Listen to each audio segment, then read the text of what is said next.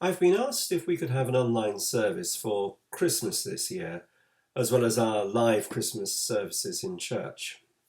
So I've put together this offer of 3 carols, a reading, and a reflection. I hope you enjoy. We begin with a classic carol anthem, Adam, Lay Ye Bounden. It's sung by our depleted choir, which is ravaged by COVID and government measures, and has been reduced to Vicky, Sophie, Chloe, Titu, Keith and Adam. This remnant came in especially to serve us some much needed Christmas cheer. But please keep in your prayers those choir members who've lost jobs in hospitality and have had to return to their family homes, choir members who've given birth and are in danger of isolation, and those who are self-isolating for a number of reasons.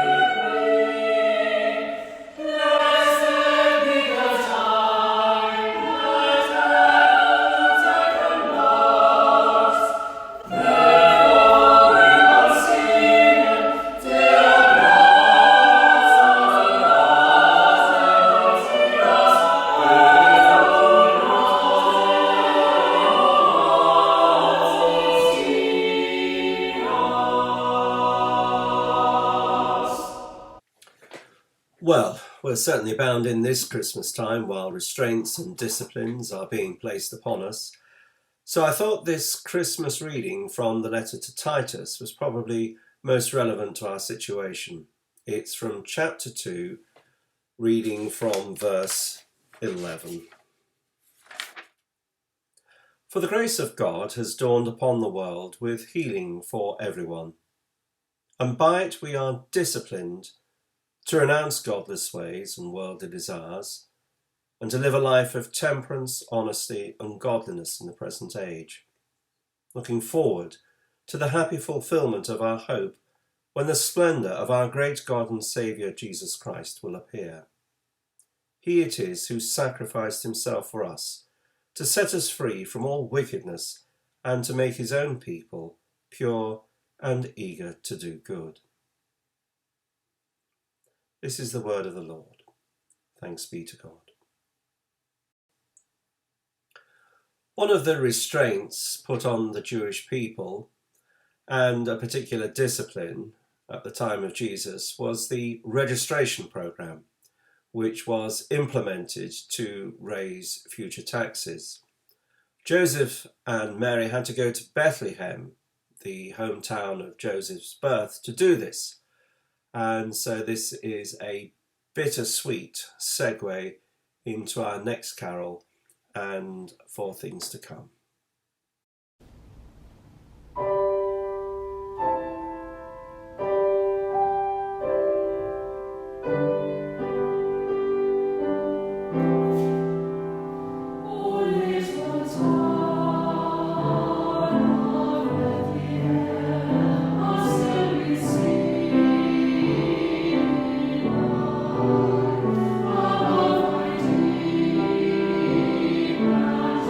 See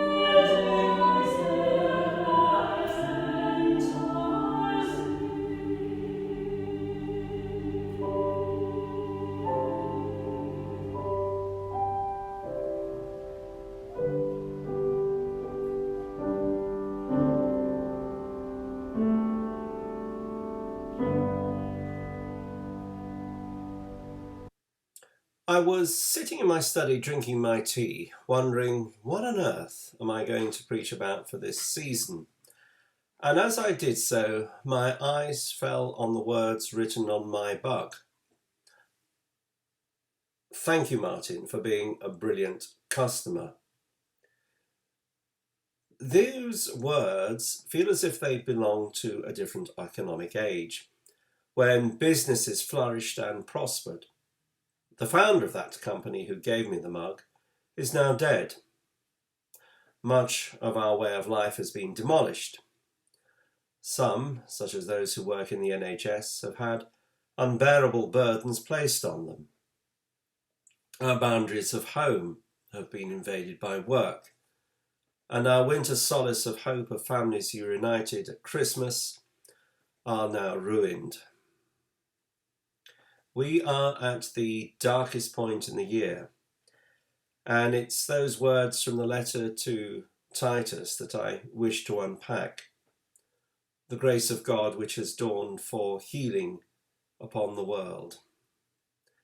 And these words need unpacking in a way that is approachable in today's language, in a way that I hope will resonate and connect with you. Dawn follows night, just as I believe hope follows despair.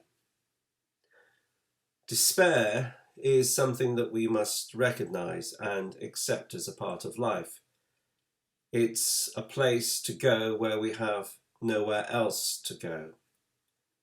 It is a haven of self-compassion, the place we reach when we don't want to feel any more pain. We put up our hands, so to speak, to protect ourselves.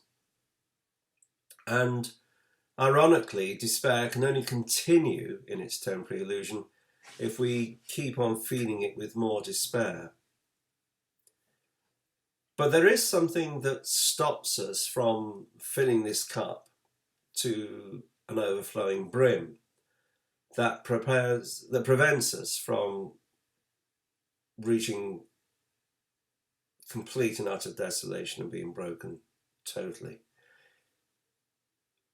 It's living within that shelter of despair and discovering that maybe we no longer have the desire to be found in the same old way. It's the sense that we never deserved this, we never wanted all of this, we never wanted to live totally like we have. That there may be the possibility of a new path opening up before us. And that a protected part of ourselves has been locked away in this previous existence that couldn't breathe because of all these set patterns of behaviour had dictated, thou shalt not behave in this particular way. And now, as we find ourselves in that cocoon and protection space of despair, we think about maybe the opportunity to let that special part of us take its first breath and live. If we think about it, what is that preciousness? What is that gentleness from within that wants to tread the boards of life, but previously was fearful of entering onto the stage? Certainly not found in the brazen attempts to cheer ourselves up or the redoubling of what energies are left to us. Good old-fashioned grit our teeth and get on, though sometimes that is needed. I think it's by paying attention to those lost parts of ourselves that lie crushed or are waiting still to be born. And I think this is mirrored by nature. It's as if the relentless and remorseless movement of nature that takes us from summer into winter at Christmas time is once again on the move. It's on the turn to a different direction as winter now moves into spring. And I think that might mirror how our souls reconnect with Source. It's as if we are letting go of the last sclerotic heartbeat of the year and maybe of our old selves in order to be born anew and afresh next. One man who wrote about despair remembered the time that it hit him in a hotel room when he was far away from home. On the end of a telephone line, he received the news of the death of his closest friend. Such was his ability to notice the effect of this despair that he recorded in his memory the physical impact it had upon him. He found himself kneeling, holding on to his bedpost. It was as if his body had to give up holding its own weight. It was as if his body was demanding to fall against something other than his own self. And the pulling up of the duvet over his head, an acknowledgement that his own head did not want to be the one that was leading the thinking or knowing anymore.